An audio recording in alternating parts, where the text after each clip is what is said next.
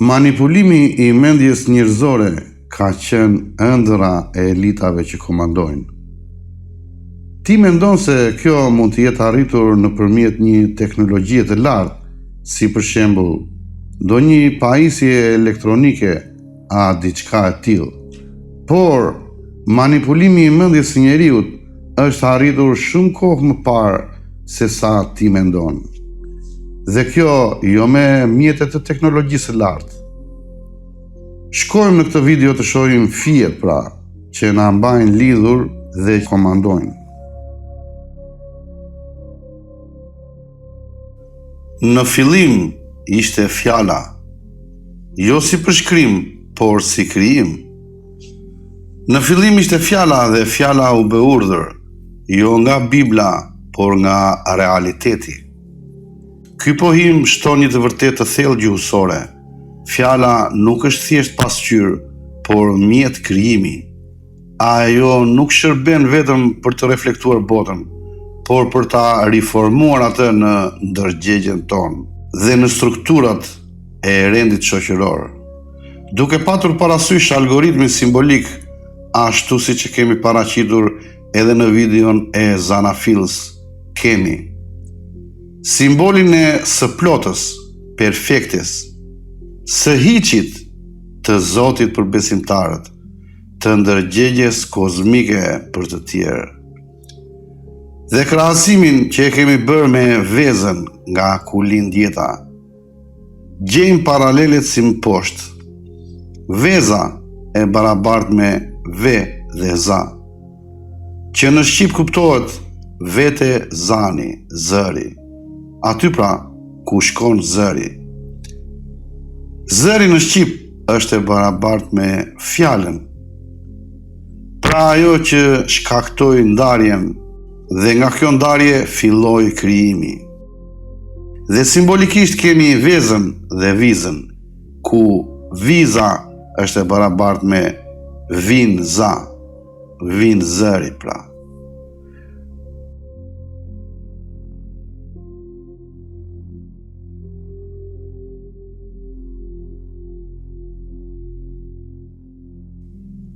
analizuar në këtë formë, zëri ishte ai që thyen vezën dhe krijoi ndarjen. Fjala krijoi. Dhe në shqip fjala është e barabartë me fia dhe la, fia la, viza. Dhe veza simbolikisht e barabartë me zero. Zero në shqip është e barabartë me z dhe ro. Kjo do të thotë z ro. Z jeta, ngjizet gjëja, fillon jeta jeta fillon nga zero, ashtu si dhe shkencërisht kemi krijimin e universit, të përmbledhur në një pikë të vetme.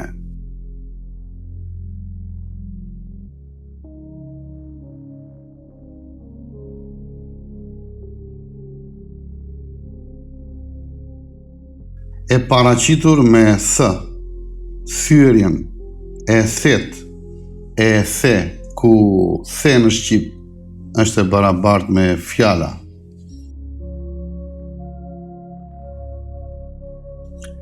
Në mitologjinë që të gjithë tashmë e dim që është spellazge shqiptare kemi, Athena, lindi plotësisht e formuar nga koka e Zeusit, jo nga një lindje e zakonshme fizike. Ky mit është simbolik. Athena është perëndesha e mençurisë, arsyes dhe e fjalës së urtë. Prandaj, lindja e saj nga koka e Zeusit tregon se dituria dhe krijimi shpirtëror lind nga mendja. Në paralelen tonë, viza, fia, fjala, zëri përfaqëson krijimin përmes mendimit të shprehjes. Si tek Athena, edhe këtu bota ose realiteti nuk krijohet nga materia, por nga forca e mendjes dhe e fjalës së thënë. Shprehja a thëna është e thëna, është e barabartë me fjala. E lidha thënën jo vetëm me mençurinë, por edhe me fuqinë krijuese të zërit të mendjes.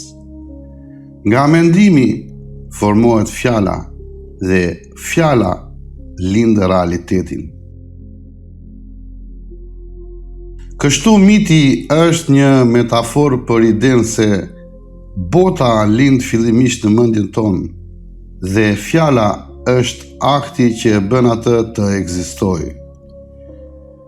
Krijimi biologjik pasqyron krijimin mendor. Në jetën fizike nis nga viza dhe veza, në botën shpirtërore nis nga zëri dhe mendja. Zeusi është zëri, ai që zë dhe ngjiz. Nga zëri në mendje lind fjala, ashtu si a thëna e thëna. Fjala lindi nga koka e Zeusit dhe bota lindi në tru dhe merr formë përmes fjalës. Pra rruga është e plota, viza, ndarja, fia, rruga, fjala, krijimi. Në një fjali të vetme, bota lind në tru, zëri prek heshtjen, viza ndan, fia shtrihet dhe fjala ndërton realitetin. Kështu nga koka e Zeusit lindi a thëna, ashtu si nga mendja lind fjala dhe prej fjalës lind bota. Por dhe krijimin e jetës dhe vazhdimin e saj në tokë ka të njëjtën simbolik pra. Këtu po flasim për krijimin e barabartë me krimin.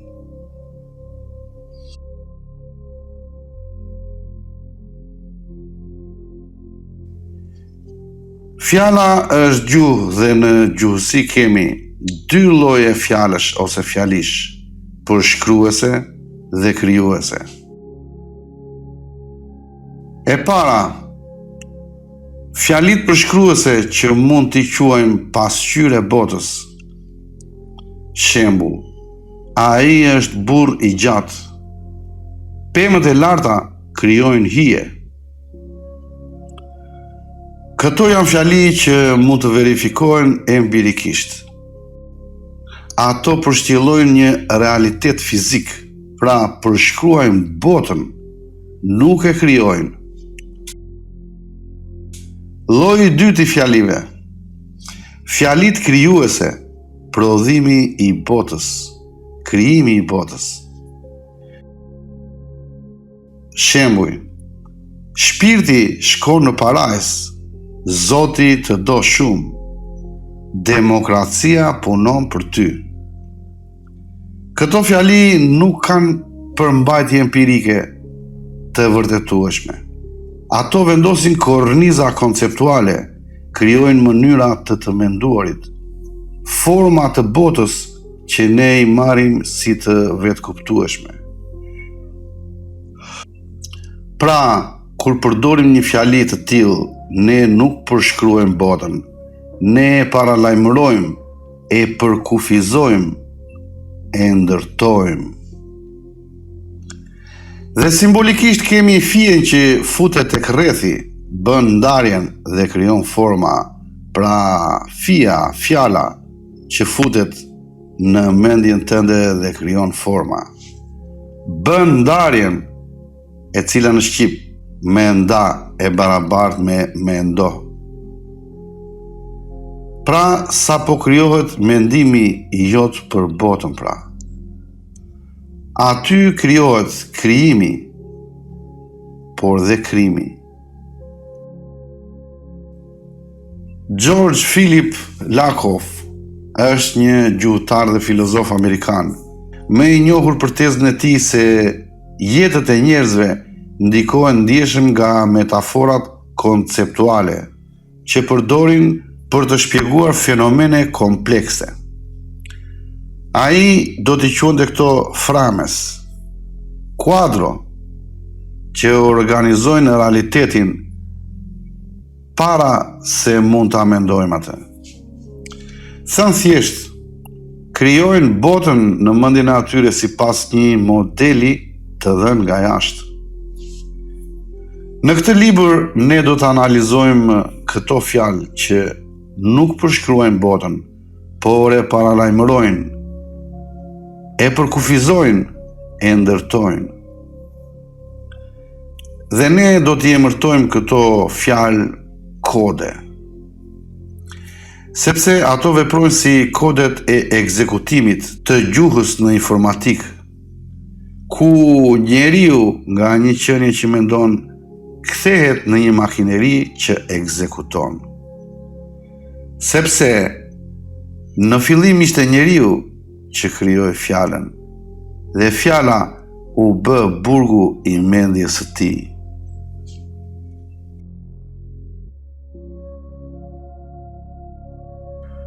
Në vitet e fundit në gjuhën e përditshme politike dhe mediatike shqiptare janë futur dy fjalë të reja të huaja, pedonale dhe lungomare.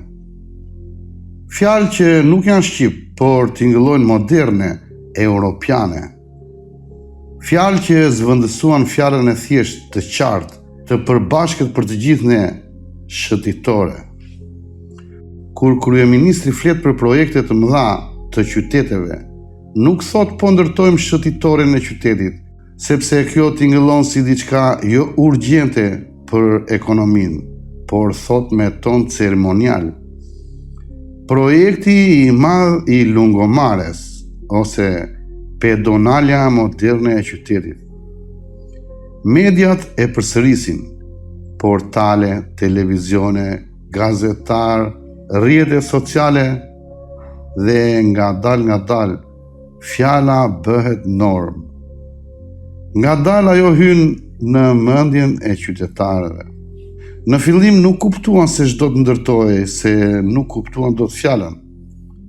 Në fillim e çuditshme, pastaj e zakonshme, dhe në mendjen e tyre në fund e pa diskutueshme. Kjo nuk është thjesht çështje gjuhe, kjo është teknik komunikimi. Është kod për perceptim publik. Fjala e huaj me tingull perëndimor aktivizon një ndjesi automatike tek njerëzit e thjeshtësi, modernitet, zhvillim, qytetari, imazh europian. Pra, kur dëgjojmë lungomare, truri lexon kodin, punë e madhe, punë moderne, diçka e ndritshme dhe e bukur, edhe pa parë projektin, edhe pa analizuar atë, dhe si rezultat, pa menduar me kokën e tij, por e merr mendimin nga jashtë automatikisht. Ky është ekzekutimi i kodit gjuhësor. Përmes fjalës ndërtohet realiteti psikologjik, dhe njerëzit e përjetojnë si të vërtet të paqortueshme. Fjala bëhet instrument kontrolli perceptimi. Përballë kësaj, fjala shqipe shëtitore tingëllon e vogël, e zakonshme, e përditshme. Kështu përmes gjuhës politika nuk ndërton vetëm rrugë e trotuare, por ndërton mendjen tuaj, ndërton ndjesi kolektive, ndërton bindje të gatshme. Ky është procesi që filozofia e komunikimit e quajnë inxhinieri e konsensusit, dhe sociologjia e quajnë ndërtim social i realitetit, kurse psikologjia e masave e përshkruan si suggestion kolektiv përmes simbolikës së fjalës. Fjalët nuk janë tinguj, fjalët janë kode. Dhe kur kodi futet në mendje, mendja ekzekuton.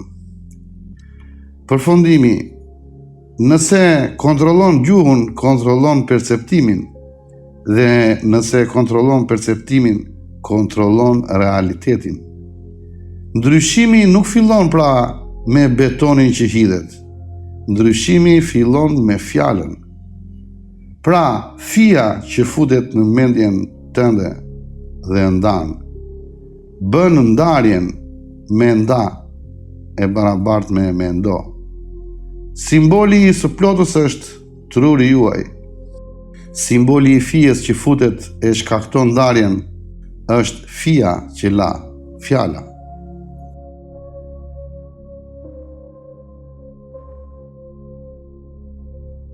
Kështu pra, ti nuk ke menduar fare me kokën tënde dhe kujton se ky është mendimi jot.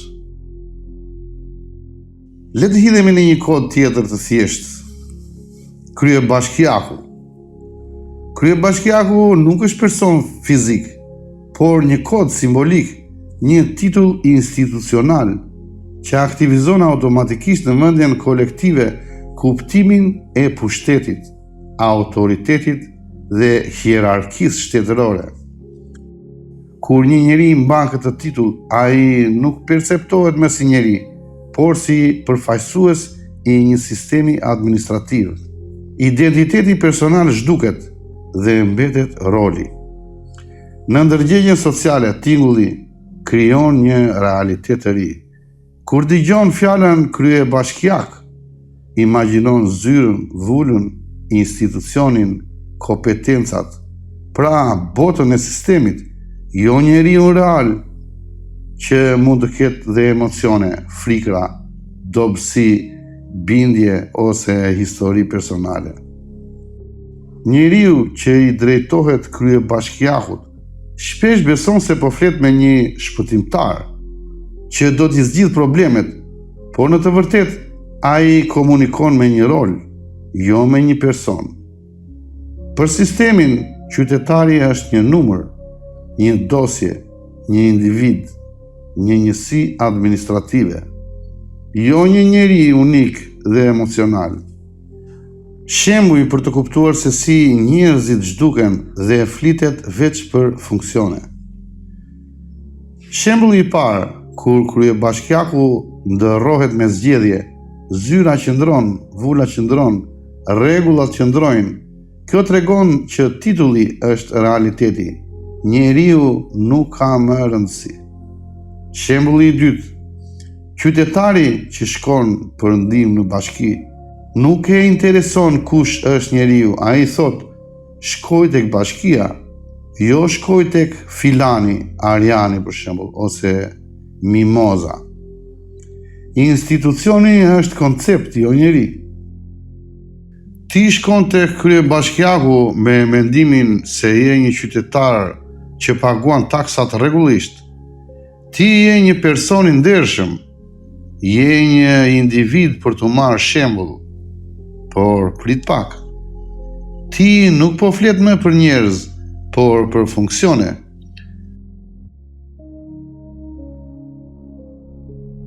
Qytetar është një fjalë kod. Qytetari është i regjistruar në një sistem me një adres, me një numër ku ka përbrit detyrimet që duhet të paguaj. Person është fjalë latine që do të thotë maskë teatrale. Individ është përsëri fjalë latine që do të thotë njësi e vogël e menaxhueshme. Pra, nëse i ke syt në ball tani, ti po e sheh se nuk po flet më për njerëz. Ti po flet për sistemin dhe e quan veten mask dhe një njësi të vogël. Kështu që në kokën tënde, ti nuk po flet më për njerëz. Ti flet për funksione. Thjesht nuk po mendon më me kokën tënde, por i e kthyer në një funksion që flet për funksione. Pra një mask, një njësi. Dhe e bukur është se ti kujton se po mendon me kokën tënde dhe se kjo është normale. E më që jemi tek normalja, kap kodin e radhës. Kodi, normat, normalja. Hey, ti aty, a je normal? Ti sot përgjigjesh. Po, sigurisht normal jam.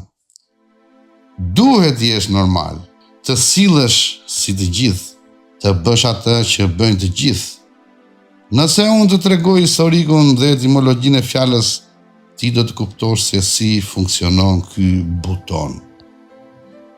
Fjala norm dhe normalja vjen nga latinishtja norma, që do të thotë qengel marangozësh.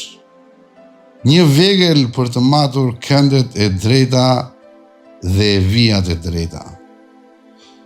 Në fillim, ishte thjesht mjet teknik, përdorur nga marangozët dhe ndërtuesit në lashtësi. Kështu na thonë, por ti askund nuk do gjesh dot as edhe një provë të vetme. Në shekullin e 19 me zhvillimin e statistikës, shoqërive industriale dhe sociologjisë, pra të gjitha këtyre kodeve të tjerë së bashku, fjala kalon nga kuptimi teknik në atë shoqëror. Për herë të parë përdoret si sjellje normale, standarde normale. Normalja bëhet koncepti i turmës. Në vend që të jetë thjesht një vijë e drejtë në punën e marangozit, kthehet në një vijë të drejtë në mendjen e njerëzve. Statistika fut iden e norma distribucion. Shpërndarja normale dhe shoqëria fillon të mas njerëzit, mendimet, sjelljet sipas kësaj shpërndarje. Norma, normalja, fjala nuk ka lindur nga natyra. Kjo fjalë nuk ka lindur nga populli i thjeshtë. Është një kod i pastër i futur nga sistemi në kokën tuaj. Norma është një qengel, fillimisht për dru, pastaj për mendjen tënde. Në Matrix normalja është një vijë e drejtë, e matur nga dikush tjetër, jo nga ti. Normalja është mënyra si të bëjnë të harrosh që je unik, të kthesh veten në kopje, në seri, në numër, në pjesë të sistemit. Pra, a di dikush nga ju të më thotë se para shekullit të 19, cilën fjalë kanë përdorur populatat për normalja? Askush nuk mund të shpjegoj, sepse në shqip shpjegoj do të thotë shpije në gojë. Pra, ti thjesht nuk ke më fjalë që të mi sjellësh me gojë. Gjithë kjo është e barabartë me nuk ke mendimin tënd sepse nuk ke fjalën tënde. Fjala që ti krijove me eksperiencën tënde mira vjeçare humbi. Dhe tani ti normale quan një qengel marangozësh.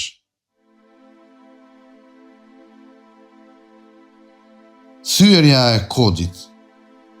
Tani fillojmë të thyejmë kodin që na është futur nga sistemi. Gjuhët teknike, ose thënë troq, gjuhët falso të krijuara në tavolinë, janë gjuhët që ka krijuar sistemi për ty. Thjesht ato janë kodet e Matrixit. Fjalë pa kuptim që, si shpjegim, ka një faqe libri nga bas. Ato fjalë nuk janë krijuar nga jeta e njerëzve, nga përvoja, ndaj janë të pakuptimta. Janë thjesht etiketa, kode. Kështu ti kodohesh nëpërmjet gjuhës, sepse gjuha është mendimi dhe kur këto kode futen në trurin tënd, atëherë të është futur mendimi nga jashtë. Ti kujton se po mendon vërtet, por në fakt po mendon ato që janë të dhëna nga të tjerët. Gjuha shqipe është shkoduesja e kodeve. Përse pikërisht gjuha shqipe do të thoni ju? Gjuha shqipe është e vetmja që ka më pak ndotje të tilla, fjalë kodike pra. Nëpërmjet një gjuhe natyrore ne mund të mësojmë se ç'është normalja. Çfarë ka qenë fjala që ka krijuar njeriu me anë të përvojës jetësore? Si e ka përshkruar këtë që ne sot e emërtojmë normal? Fjala normal në gjuhën shqipe ka hyrë nga shkolla. Pra shkolla, kjo shpikje e madhe e matriksit. Kjo që në Shqip zbërthehet me shkollimi e barabartë me shkallimi, nga folja shko dhe shka. Por le të përqendrohemi tek normalja. Për normalen shqipja ka fjalën e saj e drejtë, siç duhet pra. Pra fjala e vërtet shqipe për normal është thjesht drejt. Nuk është normale, thuhej, është e drejt. Shqiptari nuk ishte fjalë për normal, sepse ai nuk jetonte jetën sipas një çengeli të vendosur nga jashtë. Ai e quante o e drejt, o jo e drejt. Normalja është një shpikje e vonshme, një vije drejt e vizatuar nga të tjerët, për të matur ty. E drejt në Shqip nuk është vetëm matje gjeometrike, nuk është vetëm norm, çengel, nuk është vetëm rregull. I drejt është një mënyrë ekzistence. Është një kod jetës, i etikës, i ndershmërisë, i sjelljes, i harmonisë me botën, me të tjerët dhe me veten. Çfarë do të thotë i drejt në Shqip? Në hapësirë, i drejt është e barabartë me vije drejt, as e shtrembër, as e përkulur. Në sjellje, njeri i drejt është e barabartë me i ndershëm, i paanshëm, i pakorruptuar, nuk bën dredhi, nuk mashtron e nuk bën hile. Në mendim, me mend të drejt, është e barabartë logjik e pastër, pa ngatërrime, pa lajthitje, pa trillime. Në moral, njeri i drejt është e barabartë me ndërgjegje e pastër, nuk bën keq, nuk dëmton askënd. Në marrëdhënie, mbaje drejt është e barabartë me mbaje të ekuilibruar, të drejtë, të paanshme, të shëndosh. Në vetë jetën, drejt është e barabartë sipas rendit të natyrës, sipas rrugës së drejtë të jetës. Në Shqip i drejt është e barabartë, është qendra e harmonisë. Në Shqip drejt është e barabartë me dritë. Fjala drejt në Shqip vjen nga dritë. Dritë, drejt, dritë. Sepse të jesh i drejt do të thotë të ecësh si drita, të jesh i qartë, i pastër, i dukshëm, të mos kesh hile, të mos kesh dredhi, të jesh rreze drite. Drejt është rruga e dritës, rruga pa devijim, pa hile, pa dredhi, pa kod, pa komand, pa virus, pa matrix. Në gjuhët e tjera nuk ka asnjë lidhje mes drejtësisë dhe dritës. Vetëm shqipja e ka, sepse vetëm shqipja është gjuha e dritës. Tani po të përsëris pyetjen që të bëra në fillim. Hey, ti aty, a je normal? Dhe këtu ti sapo theve një nga kodet e matrixit. Sepse ti nuk je një çengel marangozi, por je një njeri i drejt. Sot ty të vjen fatura e energjisë elektrike ngarkuar me një mal me taksa.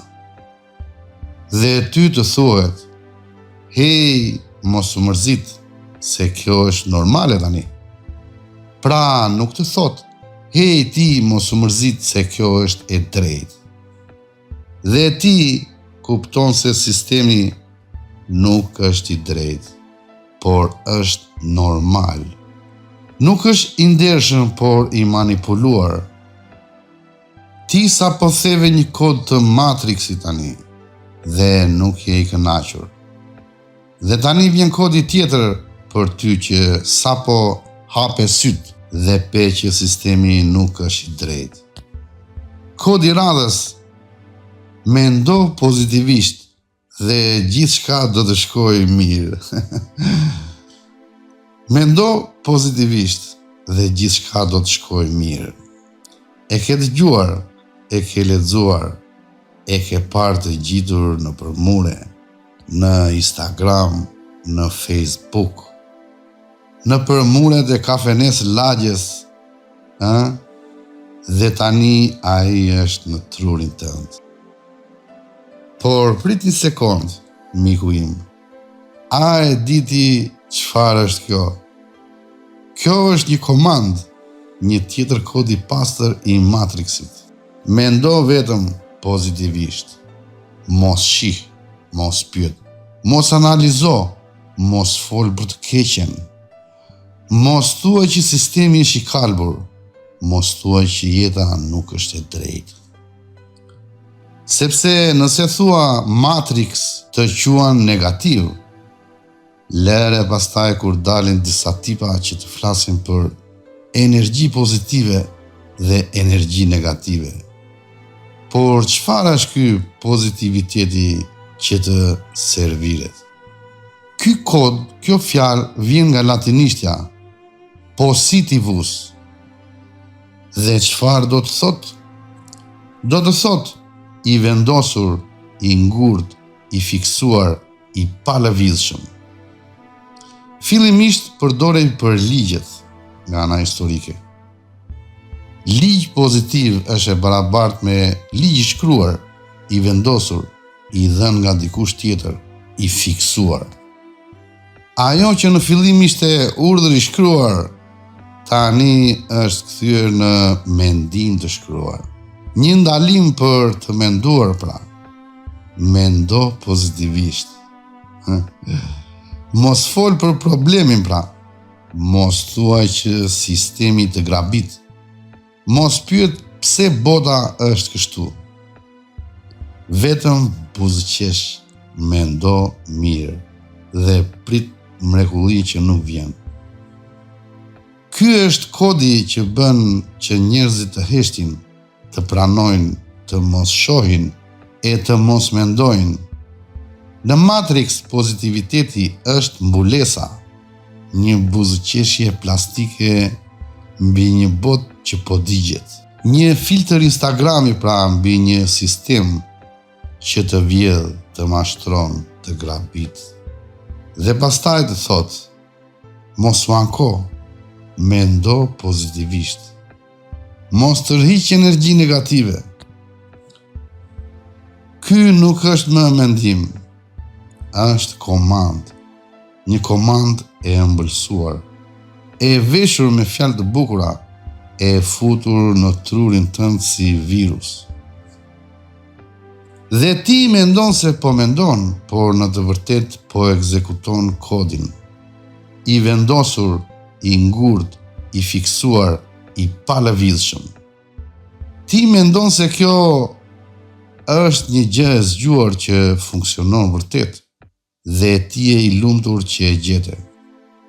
Ky është Matrix, dhe ky është kodi. Dhe tani ti e di. Unë e di që për shumicën nga ju këto janë paksa të vështira për të kapur, sepse kush sheh të vërtetën, la kuriqësin, ti e sheh se je veç një asgjë. Se ke menduar veç ato që sistemet duan që ti të kesh. Shihemi në videon e radhës. Për ju që doni të bëheni hackersat e Matrix dhe të çlironi mendimin tuaj të vërtet.